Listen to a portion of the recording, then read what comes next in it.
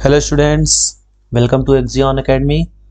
Students, आप लोगों का साइंस का पेपर हो चुका है और आज मैं इस वीडियो में जो भी साइंस का पेपर हुआ है, बोर्ड एग्जाम हुआ है, उसमें जितने भी फिजिक्स के क्वेश्चंस हैं, आज हम उन सारे क्वेश्चंस को सॉल्व करेंगे ताकि आप खुद में से चेक कर सको कि आप कितने क्वेश्चन सही या कितने क्वेश्चंस गलत करके आए हैं। ठीक है, तो लेट्स स्टार्ट। वैसे जितने भी क्वेश्चंस आए हैं 98% क्वेश्चन, मतलब सिवाय एक क्वेश्चन के लगभग सब कुछ हमारा पढ़ाया हुआ और जो भी मैंने आपको इससे पहले वाले वीडियो में बताया था सब कुछ वैसा ही आया है। तो अगर आपने वो वीडियोस अच्छे से देखे होंगे तो पक्का आपका एग्जाम भी अच्छा गया होगा। So without any delay let's begin with our first question. पहला क्वेश्चन है, which of the following is a concave mirror used. ठीक है, मतलब यहां पे ये कहा गया है which of the following is a concave mirror used, इनमें से किस में कॉनकेव मिरर का यूज किया जाता है। तो देखिए, पहले हम सेकंड ऑप्शन ले रहे हैं, ए रियर व्यू मिरर, बिल्कुल गलत, इसमें तो कॉन्वेक्स मिरर का यूज होता है। ए safety mirror of shopping malls, ये भी गलत, इसमें भी कॉन्वेक्स मिरर का यूज होता है। In viewing full size image of a distance tall building, इसमें भी कॉन्वेक्स का यूज होता है क्योंकि कॉन्वेक्स मिरर जो है वो स्मॉल इमेज फॉर्म करता है। इसलिए हमारा आंसर होगा option number A, that is solar cooker. अब इसको आप कैसे समझ सकते हैं, समझिए। इसमें जैसे मान लीजिए ये कंटेनर होता है जिसमें अंदर जो है वो ब्लैक कलर की पॉलिश या पेंट किया जाता है और इसमें जिस भी चीज को हमें पकाना होता है वो यहां रखते हैं और यहां पर हम एक कॉनकेव मिरर का यूज करते हैं, जिससे क्या होता है जो लाइट इसमें आ रही है वो तो आएगी ही, लेकिन जो मिरर से यानी जो लाइट बाहर जा रही थी वो भी टकरा के इसी में वापस आएगी, जिससे इस खाने को और ज्यादा हीट मिलेगी और ये खाना जल्दी पकेगा। इसलिए सोलर कुकर में हम लोग कॉनकेव मिरर का यूज करते हैं। बढ़ते हैं नेक्स्ट क्वेश्चन पे। अगला क्वेश्चन है, a student wants to obtain magnified image of object AB on his screen, which of the following arrangement shows the correct position of AB to be successful। तो देखिए, उसको कैसी इमेज चाहिए, उसको magnified image चाहिए। Magnified का मतलब large, magnified का मतलब लार्ज। अच्छा, सबसे पहले इस ऑप्शन की बात करते हैं। तो देखिए यहाँ 2f पे रखा हुआ है, तो जब 2f पे ऑब्जेक्ट होता है तो इक्वल साइज की इमेज बनती है, इसका मतलब ये गलत है। उसके बाद यहाँ पे इनफाइनाइट और 2f के बीच में, तो इस केस में स्मॉल इमेज बनती है, यानी ये भी गलत है। उसके बाद f पे, तो f के केस में इनफाइनाइट पे इमेज बनती है बट वेरी लार्ज बनती है, इसलिए ऑप्शन नंबर सी हमारा सही होगा, क्योंकि जब भी ऑब्जेक्ट 2f और f के बीच में होता है उस केस में लार्ज इमेज बनती है। ठीक है, और देखिए यहाँ पे लार्ज इसको भी आप बोल सकते हो, लेकिन इन्होंने कहा है ऑन हिज स्क्रीन, स्क्रीन पे उसको बनाना है, तो आप इनफाइनाइट पे स्क्रीन थोड़ी ना रखोगे। ठीक है, नेक्स्ट क्वेश्चन, करें आइडेंटिफाई द ऑप्टिकल इंस्ट्रूमेंट। इस ऑप्टिकल इंस्ट्रूमेंट को देखो, ये लास्ट वीडियो में ही मैंने हर एक टाइप्स के बताए थे क्वेश्चंस इस तरीके के, तो ये क्वेश्चन आसानी से हो जाना चाहिए। देखिए लाइट को डाइवर्स कर रहा है, इसका मतलब जो भी यहां पे है वो डाइवर्जिंग लेंस है। वो क्या है? डाइवर्जिंग लेंस है। अब अगर डाइवर्जिंग लेंस है इसका मतलब ये कॉनकेव लेंस है। ये कैसा लेंस है? कॉनकेव लेंस है। ठीक है, नेक्स्ट क्वेश्चन में बढ़ते हैं। अगला क्वेश्चन है कि a ray of light starting from air passes through the medium A, refractive index 1.5, B refractive index 1.33, finally enters C refractive index 2.42। If this ray emerges out from air to C, this is C, okay, then which of the following pair media the bending of light will be least। तो इनमें से किस में bending of light जो है वो सबसे ज्यादा कम होगी। तो देखिएगा ध्यान से समझिए, जैसे मान लीजिए एक ये मीडियम है, सरफेस है, दूसरा ये सरफेस है, ठीक है,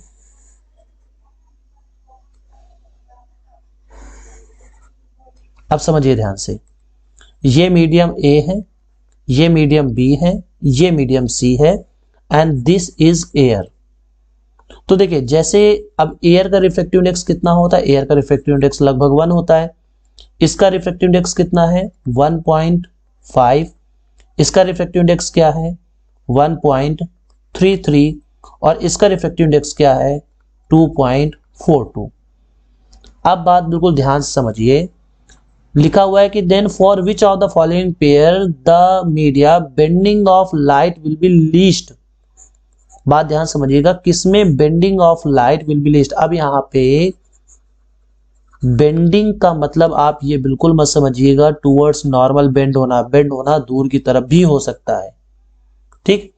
ओके, तो यहां पे सबसे पहले हम लोग करेंगे क्या, हर एक मीडियम का रिस्पेक्ट में हम लोग निकालेंगे रिफ्रैक्टिव इंडेक्स। जैसे पहले हम लोग निकालेंगे ए म्यू ए, इसका मतलब refractive index of A with respect to air, तो ये तो आएगा 1.5। अब हम निकालेंगे ए म्यू बी, क्योंकि लाइट एयर से ए में जा रही है, ए से फिर बी में जा रही है, तो यहां से किसके रिस्पेक्ट में निकालें 1.5 के, तो यहां से ए म्यू ए और ए म्यू बी, इसका मतलब बी का रिफ्रैक्टिव इंडेक्स कितना 1.33 और ये हो जाएगा 1.5, ठीक है। तो इसका रिफ्रैक्टिव इंडेक्स देखिए बहुत कम आ रहा है, 0 पॉइंट करके आ रहा है, इसका रिफ्रैक्टिव इंडेक्स 0 पॉइंट करके आ रहा है, ठीक है। इसका मतलब ये हुआ कि ये डाइवर्स होगी, लाइट कैसी होगी, दूर तक जाएगी, नॉर्मल से दूर की तरफ जाएगी, ठीक है।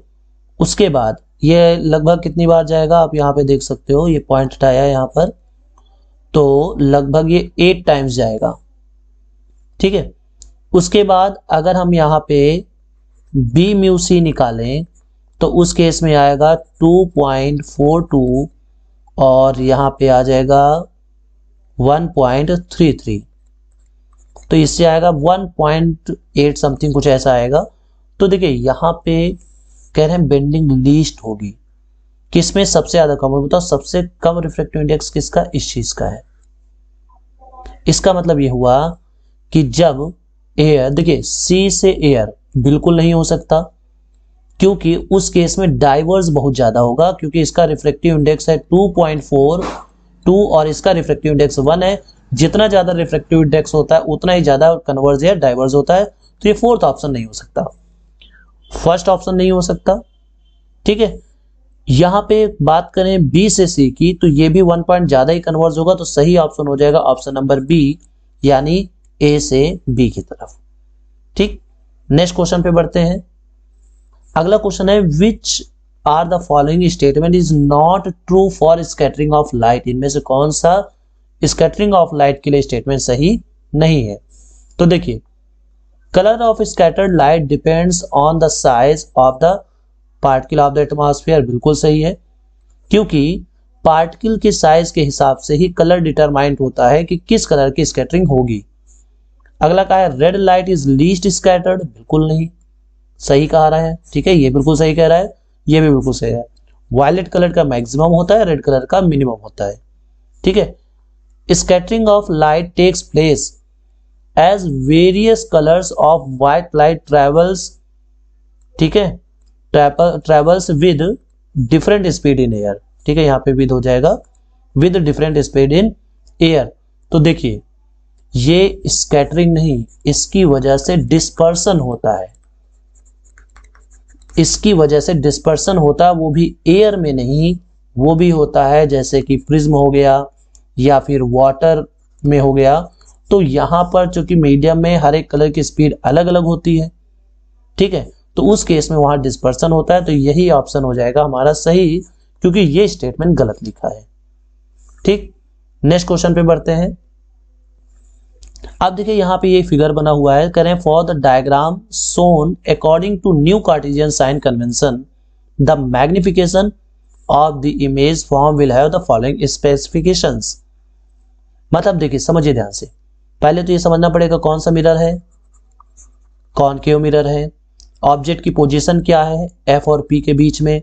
तो जब एफ और पी के बीच में होता है तो इमेज किधर बनती है, तो हमने आपको बताया था, एक वीडियो भी है, ठीक है, ऊपर आपको इसका लिंक मिल जाएगा।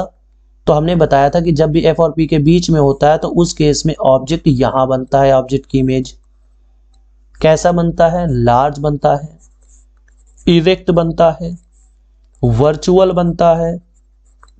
ठीक है, तो देखिए अब ये चूंकि बिहाइंड द मिरर बना है तो इसका मतलब ये पॉजिटिव साइन होगा, और चूंकि ये लार्ज बन रहा है इसका मतलब वैल्यू ग्रेटर देन 1 होगी। तो आंसर आ जाएगा sign positive, sign positive value more than 1। ठीक है, sign positive value more than 1, क्योंकि ये जो इमेज है वो राइट साइड बन रही है और राइट साइड का मतलब पॉजिटिव, और चूंकि ये लार्ज बनेगी इसलिए इसकी वैल्यू मोर देन 1 होगी।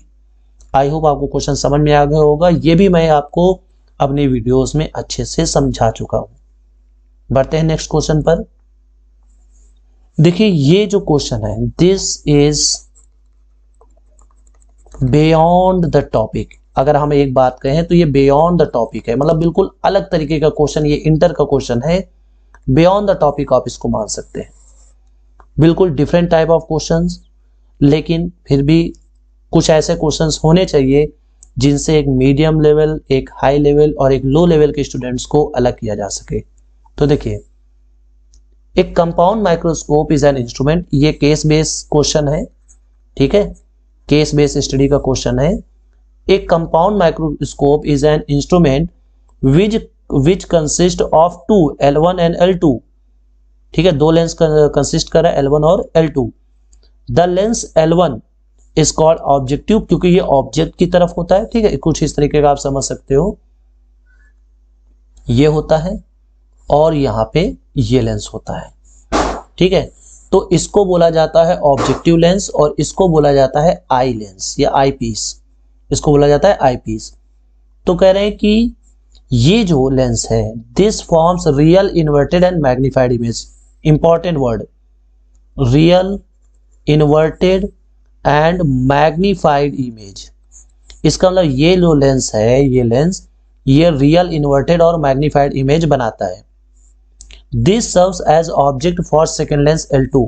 और जो ये इमेज बनाता है, इस तरीके का इमेज बनाता है, वो इस वाले लेंस के लिए ऑब्जेक्ट का काम करता है, इस आई लेंस आई पीस के लिए ऑब्जेक्ट का काम करता है, और फिर इस लेंस की वजह से इसकी फाइनल इमेज बनती है। ठीक, ये पूरा इसमें गिवन है। ठीक है, और ये इमेज कैसी बनती है, inverted, large and virtual. Clear है? ओके, फर्स्ट क्वेश्चन कहा गया है कि what types of the lenses must be L1 and L2। देखो आप देख रहे हो फिगर में, तो दोनों लेंसेज कैसे हैं, तो both are concave, convex, sorry both are convex. यहां पे इमेज पे देख रहे हो किस तरीके की लेंसेज बने हुए हैं, तो बोथ आर कॉन्वेक्स। अगला कहा है what is the value and magnification according to new Cartesian law. तो देखिए, the image found by L1, ये जो L1 इमेज बना रहा है ये कार्टेशियन फॉर्म में ये कैसा होगा। तो देखिए, ऑब्जेक्ट इधर होता है, इमेज राइट साइड बन रही है, तो इसका मतलब साइन की बात करें तो ये पॉजिटिव होगा, मोर देन 1 होगा। ठीक है, मोर देन 1 होगा क्योंकि ये कैसी इमेज है, मैग्नीफाइड इमेज है। क्लियर हो गई बात? और तो बस ये दो आंसर हो जाएंगे, पॉजिटिव एंड ग्रेटर देन 1। अब नेक्स्ट में क्या कहा गया है कि what is the value and magnification according to new Cartesian sign of convention of the image formed by L2। तो देखिए, ये इसके लिए ऑब्जेक्ट का काम करता है और जो फाइनल इमेज बनती है वो इधर ही बनती है, तो उस केस में बताइए इसकी वैल्यू कैसी हो जाएगी, नेगेटिव बट ग्रेटर देन 1। क्यों?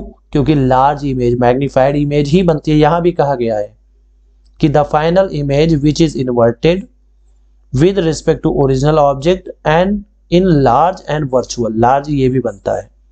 क्लियर है? तो ये माइनस एंड ग्रेटर देन 1। अगला क्वेश्चन कहा गया है कि if the power of the eyepiece is +5D and it forms an image at a distance of 80 centimetre, so कह रहे हैं कि at what distance should the object be. तो ऑब्जेक्ट कहां होना चाहिए? It's very simple question. कैसे लगाओगे? सबसे पहले इसकी फोकल लेंथ निकालेंगे, तो हो जाएगा 100/P यानी 20 सेंटीमीटर। अब इसके बाद हम लोग फार्मूला लगाएंगे 1/f इक्वल्स टू 1/v। अब v यहाँ पे कितना रखेंगे, क्योंकि ये कौन सा यहाँ पे किसकी बात कर रहा है, तो आई पीस की बात कर रहा है, तो इसका मतलब यहाँ पे v निगेटिव होगा, -1/u। तो यहां से 1/u इक्वल टू आ जाएगा माइनस का 1/80 -1/20। तो यहां से आ जाएगा -80, इसका एलसीएम हो जाएगा -1 -5, ठीक है, -1 -4। तो यहां से आ जाएगा माइनस का 5/80, that means u equal to minus का 16 सेंटीमीटर। ये हो जाएगा इसका आंसर, माइनस का 16 सेंटीमीटर, ये इसका आंसर हो जाएगा। ठीक है, बढ़ते हैं नेक्स्ट क्वेश्चन पर। देखिए वीडियो अगर अभी तक आपने शेयर नहीं किया ना, तो वीडियो को शेयर कर दो, ज्यादा से ज्यादा तक लोगों तक इसको शेयर कर दो, ताकि वो भी जान जाए कि हम कितने सही करके आए हैं एग्जाम में। अब देखिए ये भी very simple questions, most of the time मैंने बताया भी है। अब बताइए ये सी पर है, सी का मतलब ये 2f पर है, तो इसका मतलब इसकी इमेज कहाँ बनेगी, 2f पर बनेगी। कैसी बनेगी, इक्वल बनेगी, और कैसी बनेगी, इन्वर्टेड बनेगी, और कैसी बनेगी, रियल बनेगी। ये सब कई बार मैं बता चुका हूं। तो यहां पर क्या पहला ऑप्शन सही होगा, तो पहला इमेज रियल तो है, ये बात तो सही कर, लेकिन ये करे कौन सी बात नॉट ट्रू, सही नहीं है। अच्छा, इमेज इनलार्ज बनेगी, गलत, मतलब यही सही है, नॉट ट्रू कह रहा है ना। तो अब क्या इमेज रियल है, हाँ है, तो इसका मतलब ये हमारा ऑप्शन नहीं होगा, क्योंकि नॉट ट्रू बोल रहा है। इमेज फॉर्म्ड इज इनलार्ज, तो ये तो गलत है। अब अगर ये गलत है तो यही सही है, क्योंकि उन्होंने कहा था विच इज नॉट ट्रू। ठीक है, तो इन्वर्टेड बनेगा, बिल्कुल सही, इन्वर्टेड बनता है। इक्वल यहां बनता है, लेकिन उन्होंने कहा इनलार्ज, इसका मतलब यही सही ऑप्शन होगा हमारे लिए। ठीक, नेक्स्ट क्वेश्चन पे बढ़ते हैं। देखिए ये क्वेश्चन दिया हुआ है, कह रहे हैं कि in the diagram shows n1 n2 and n2 3 are refractive indices of the following media 1 2 and 3 respectively, which one of the following is true in this case। तो देखिए यहां पे हमें मालूम है कि जब भी लाइट रेज रेयरर से डेंसर में जाती है तो नॉर्मल की तरफ शिफ्ट होती है, नॉर्मल की तरफ शिफ्ट होती है। तो देखिए यहां ये बात तो रे से समझ में आ रही है कि n1 ग्रेटर देन n2 है, उसके बाद n2 जो है n3 ग्रेटर देन n2 है। क्लियर है, तो क्या n1 इक्वल टू n2 है, बिल्कुल नहीं, क्योंकि ये लाइट थोड़ा सा बेंड हो रही है। क्या n1 ग्रेटर देन n2 है, ठीक है, तो एक मिनट यहाँ पे sorry, n2 is greater than n1, क्योंकि हमने बताया ना कि जब रेयरर से डेंसर की तरफ जाता है तो नॉर्मल की तरफ शिफ्ट होता है। तो देखिए नॉर्मल की तरफ शिफ्ट हो रहा है। अच्छा एक बात आप ये जान लो, चलो पहले अब इसको मिटा देते हैं, पहले हम इसको मिटा रहे हैं। एक बात पहले ये समझ लो कि हम कैसे जानेंगे कि ये बेंड हुआ है कि नहीं हुआ है, क्योंकि बहुत ही माइन्यूट सा अंतर यहां समझ में आ रहा है। तो आप ये देखो कि ये एंगल θ1 है और ये एंगल θ2 है, तो एंगल अगर बदल रहा है तो n1 इक्वल टू n2 तो हो ही नहीं सकता, इसलिए पहला ऑप्शन गलत। फिर ये थोड़ा सा इधर की तरफ आ रहा है, नॉर्मल की तरफ, यानी n2 must be greater than n1, तो इसका ये भी ऑप्शन गलत। उसके बाद आप देखोगे कि ये देखो, ये तो बिल्कुल साफ साफ समझ में आ रहा है कि नॉर्मल की तरफ बहुत ज्यादा बेंड हुआ है, मतलब n3 ग्रेटर देन n2, तो ये भी गलत। अब देखिए n2 n1 से ज्यादा है, n3 n2 से ज्यादा है, तो हम ये कह सकते हैं कि n3 ग्रेटर देन n1। इस रिजल्ट को हम लोग कह सकते हैं, इसलिए ये ऑप्शन सही होगा, ऑप्शन नंबर 4। नेक्स्ट क्वेश्चन पे बढ़ते हैं। वेरी सिंपल क्वेश्चंस, कई बार बता चुके हैं कि किसी भी मीडियम में लाइट की स्पीड बतानी हो तो c/μ फार्मूला लगेगा। तो यही यहाँ पे पूछा गया कि medium A and medium B, इन दोनों में लाइट की वेलोसिटी क्या होगी। तो c 3 × 10⁸ अपॉन A के लिए 1.5, तो आंसर आ जाएगा 2 × 10⁸ मीटर पर सेकेंड। ये किसके लिए आ जाएगा, A के लिए।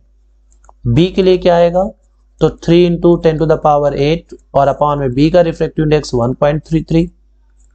अच्छा 1.33 को क्या लिख सकते हो, 4/3। इसको हम लिख सकते हैं 4/3, ठीक है। तो यहां से आ जाएगा 9/4 इंटू 10⁸, तो यहां से आ जाएगा 2.25 इंटू 10⁸ मीटर पर सेकेंड, ये आ जाएगा इसका आंसर, ठीक। तो इसे अपने हिसाब से मैच करा लीजिएगा। बढ़ते हैं नेक्स्ट क्वेश्चन पे। अगला क्वेश्चन है an object of height 4 centimetre is kept at a distance 30 centimetre from the pole of a diverging mirror. समझिएगा ध्यान से, diverging mirror of focal length 10 centimetre. तो देखिए सबसे पहले तो आप ये समझो कि डाइवर्जिंग मिरर कौन सा होता है, तो हमने कल ही बताया था, इससे पहले बार जब हमने रिवाइज करवाया था पूरे जो भी फर्स्ट टर्म में आने वाला सिलेबस था और जो इंपॉर्टेंट क्वेश्चंस थे सबको रिवाइज करवाया। तो डाइवर्जिंग मिरर कौन सा होता है, तो वो होता है कॉन्वेक्स। तो इसका मतलब F इक्वल टू है प्लस का 10 सेंटीमीटर, उसके बाद डिस्टेंस ऑफ ऑब्जेक्ट क्या है, तो वो है माइनस का 30 सेंटीमीटर। अब हम लोग यहां से क्या करेंगे, 1/f equal to 1/v minus 1/u। सो यहां से सॉल्व करेंगे तो 1/f इक्वल टू 1/v और ये हो जाएगा प्लस का 1/30। सो 1/v इक्वल टू आ जाएगा 1/10 माइनस 1/30। सॉल्व करेंगे तो 30 प्लस 3, ठीक है, प्लस 3 माइनस 1, तो यहां से v इक्वल्स आ जाएगा कितना, 15 सेंटीमीटर। अब पॉजिटिव आया है, इसका मतलब चूंकि कॉन्वेक्स मिरर हमेशा मिरर के पीछे बनता है तो पॉजिटिव सही है। अब हमें ये नहीं बताना है, हमें बताना है height of the image formed, ठीक। तो हमें मालूम है HI/HO इक्वल टू माइनस का V/U। तो HI/HO जो कि है 4 सेंटीमीटर इक्वल टू माइनस का VI 15/U that is 30, minus का माइनस माइनस कैंसिल, इससे ये कैंसिल आउट, 2 से 2 टाइम्स कैंसिल आउट। सो HI इक्वल्स 2 सेंटीमीटर, ये इसका आंसर आ जाएगा। ओके, बढ़ते हैं नेक्स्ट क्वेश्चन पे। अगला क्वेश्चन कहा गया कि if a lens can convert, sorry यहां कन्वर्ज होगा, converge the light rays at a point 20 centimetre away from its optical centre. अब बात ध्यान समझिए, जैसे मान लीजिए कि ये एक लेंस है, चूंकि ये कन्वर्स कर रहा है तो इसका मतलब ये कन्वर्जिंग लेंस होगा, और ये किसको कन्वर्स कर रहा है, सन रेज को। सन रेज का मतलब ये इनफाइनाइट पे कोई ऑब्जेक्ट हम इसको मानेंगे, क्योंकि वहां से आने वाली लाइट रेज कैसी होंगी, पैरेलल होंगी। तो ये जहां पे भी कन्वर्स करेगा वो क्या हो जाएगा, उसका फोकस हो जाएगा। ये बात समझ में आ गई आपको। अब फोकस कहां पर, इसका मतलब है 20 सेंटीमीटर, F इक्वल्स 20 सेंटीमीटर। तो पावर पूछा गया है तो हो जाएगा 100/20 दैट इज 5 डायोप्टर, ये हो जाएगा इसका answer. It's very simple question, ठीक है, बहुत ज्यादा सिंपल क्वेश्चन है ये, ठीक। नेक्स्ट क्वेश्चन पे बढ़ते हैं। अगला क्वेश्चन कहा गया कि if the radius of curvature of a converging mirror, अब बताइए कन्वर्जिंग मिरर कौन सा होता है, कॉनकेव। इसका मतलब F जो रेडियस ऑफ कर्वेचर R जो गिवन है वो है माइनस का 30 सेंटीमीटर, तो इसका मतलब F कितना होगा, माइनस का 15 centimetre. At what distance from the mirror should an object be placed, कह रहे मिरर से कहां रखा जाए ऑब्जेक्ट को, so as to obtain a virtual image. तो वेरी वेरी इजी क्वेश्चन। मैंने बताया था कि कॉनकेव में वन एंड ओनली ऐसी कंडीशन बनती है जिसमें ऑब्जेक्ट वर्चुअल बनता है, वो है F और P के बीच में। जब इमेज बिहाइंड द मिरर, अभी एक इससे क्वेश्चन भी आया था जिसमें बना हुआ था वैल्यू बतानी थी पॉजिटिव और मोर देन 1 पे, तो F कितना 15, P कितना 0, तो सही आंसर हो जाएगा option number D 0 centimetre to 15 centimetre. बढ़ते हैं नेक्स्ट क्वेश्चन पर। If a converging lens forms 3 times magnified image of an object which can be taken on screen, आप देखिए ध्यान से, मैग्नीफाइड मतलब M कितना 3 times, और कह रहे हैं उसको स्क्रीन में लिया जा सकता है, स्क्रीन में लिया जा सकता है मतलब वो रियल है। If the focal length of the lens is 30 centimetre then the distance of object from the lens is, तब हमें यहाँ पे डिस्टेंस के बारे में बताना है। तो देखिए m इक्वल टू क्या होता है, अब चूंकि ये लेंस है तो हम बोलेंगे v upon u equal to -3। तो यहां से v इक्वल टू कितना आ जाएगा, v इक्वल्स आ जाएगा -3u। अब यहाँ पे हम लोग फार्मूला लगाएंगे 1 upon f equal to 1 upon v minus 1 upon u. So 1 upon f that is 1 upon, जो फोकल लेंथ है वो है 30 सेंटीमीटर, तो हम यहाँ पे 30 सेंटीमीटर लिखेंगे, equal to 1 upon -3u minus 1 upon u। तो बताइए यहाँ पे 3u एलसीएम आ जाएगा, तो -1 - 3 इक्वल टू 1 अपॉन 30। तो बता इससे कैंसिल आउट 10 टाइम्स, यहाँ से u इक्वल टू आ जाएगा -40 सेंटीमीटर, -40 सेंटीमीटर इसका आंसर आ जाएगा। ठीक है, तो अब यहां से ये हो गया इसका आंसर। बढ़ते हैं नेक्स्ट क्वेश्चन पर। अगला क्वेश्चन देखिए एसर्शन से रिलेटेड है। कह रहा है a sun appears reddish at the time of sunrise and sunset, बिल्कुल सही है, एसर्शन बिल्कुल सही है। फिर कह रहा है, अच्छा यहाँ पे आपको ऑप्शंस कौन कौन से चूज करने समझिएगा। ए ऑप्शन आप तब चूज करेंगे जब एसर्शन सही, रीजन सही एंड एक्सप्लेनेशन भी है। बी ऑप्शन कब चूज करेंगे, जब एसर्शन सही, रीजन सही बट एक्सप्लेनेशन नहीं। सी ऑप्शन कब चूज करेंगे, एसर्शन सही, रीजन गलत। और डी ऑप्शन कब चूज करेंगे, जब एसर्शन गलत और रीजन सही। ठीक है, तो इसका एसर्शन तो सही है। रीजन की बात करते हैं, a distance travelled by sunlight in the atmosphere is lesser during sunset and sunrise as compared to noon. तो देखिए सपोज दैट, मान लीजिए ये अर्थ का सरफेस है और ये एटमॉस्फेयर की फाइनल लेयर है। ठीक, तो नून पे ये यहां पर होगा, लेट से सन यहां पर होगा, और एट द सनसेट और सनराइज सन जो है वो यहां पर है। ठीक है, सन नून में यहां पर है और सनसेट या सनराइज के टाइम पर यहां पर है। तो बताइए अगर कोई पर्सन यहां पे खड़ा है तो नून के टाइम पे केवल सनरेज को इतनी डिस्टेंस कवर करनी पड़ेगी, जबकि सनसेट और सनराइज के टाइम पे इतनी डिस्टेंस कवर करनी पड़ेगी। ठीक है, तो बताइए ये डिस्टेंस ज्यादा है कि ये डिस्टेंस। इन्होंने कहा है इस टाइम पर डिस्टेंस कम चलेगा एज कंपेयर टू नून, इसका मतलब रीजन गलत है। तो एसर्शन सही है, रीजन गलत है, तो ऑप्शन नंबर सी इसका सही जवाब होगा। ठीक है, बढ़ते हैं नेक्स्ट क्वेश्चन पर। अगला क्वेश्चन कह रहा है, यहां पे 1 ग्रेटर देन, यहां पे लिखा हुआ है 1 2 3 4 ये सब दिया हुआ है, तो कह इनमें से कौन सा सही। तो देखिए अब ये साफ साफ दिख रहा है कि ये बेंड हो रहा है टूवर्ड्स नॉर्मल, इसका मतलब एंगल जो 2 है, एंगल 2 वो लेस देन एंगल 1 है। फिर एंगल 2 और एंगल 3 ये इक्वल होगा, और फिर यहां पे समझ में आ रहा है कि डाइवर्ज हो रहा है, इसका मतलब एंगल 3 जो है वो लेस देन एंगल 4 है। ठीक, तो इनमें से कौन सा, देखिए पहला क्या है, एंगल 1 ग्रेटर देन एंगल 4, तो ऐसा नहीं है। देखिए एंगल 1 जो है वो ग्रेटर देन एंगल 2 है, 2 3 के इक्वल और 3 से ये 4 है, तो 3 और 1, 4 और 1 में क्या रिलेशन है इसके बारे में हम नहीं कह सकते। ठीक है, और आप जानते हैं कि ये क्या होता है, पैरेलल लाइट रेज हमेशा इमर्जेंट होती हैं। इसका मतलब ये हुआ कि जो एंगल यहां बन रहा था इसके बीच में वही एंगल यहां। ठीक है, तो ये ऑप्शन गलत है। हाँ ये देखिए angle 2 equal to angle 3 match कर रहा है। ठीक है, यहां पे एंगल 3 लेस देन एंगल 4, यहां पे उल्टा दिया हुआ है, इधर भी उल्टा दिया हुआ है, तो इसलिए ऑप्शन नंबर सी इसका सही जवाब हो जाएगा, एंगल 2 इक्वल टू एंगल 3। ठीक है, अगले क्वेश्चन पे बढ़ते हैं। देखिए ये भी क्वेश्चंस बताया गया था, बहुत ही अच्छा क्वेश्चन है।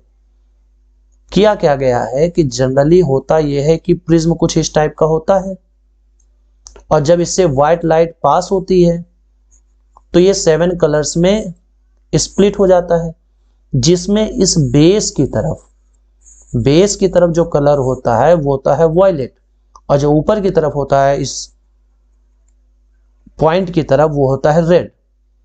अब बताइए इस पॉइंट की तरफ कौन सा है वाई, तो ये क्या होगा रेड और ये क्या होगा violet.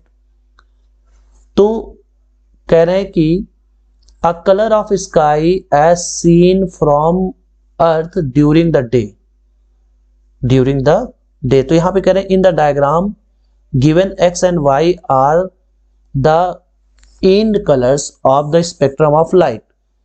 The y represents, y किसको रिप्रेजेंट कर रहा है, तो y रिप्रेजेंट कर रहा है रेड को। y किसको रिप्रेजेंट कर रहा है रेड को। आगे इसमें लिखा हुआ है अब ये रिप्रेजेंट्स, अब देखिए रेड को रिप्रेजेंट कर रहा है, तो अब रेड को रिप्रेजेंट कर रहा है तो इनमें से कौन सा सही है। पहला colour of sky as seen, बिल्कुल नहीं, रेड कहां दिखता है। Colour of sky as seen from the moon, बिल्कुल नहीं, तब तो ब्लैक दिखता है, मून से देखने पर स्काई को ब्लैक दिखता है। फिर कह रहे हैं कलर और use to paint the danger signal, बिल्कुल सही है, डेंजर सिग्नल को पेंट करने के लिए हम लोग रेड कलर का यूज करते हैं। Colour of sun at the time of noon, बिल्कुल गलत, अगर यहाँ पे सनराइज या सनसेट होता तो ये भी सही हो जाता। तो ऑप्शन हो जाएगा option number C will be the correct answer. I hope आपको ये सेशन अच्छा लगा होगा, दोस्तों के साथ शेयर कीजिए और ऐसे ही पढ़ते रहिए।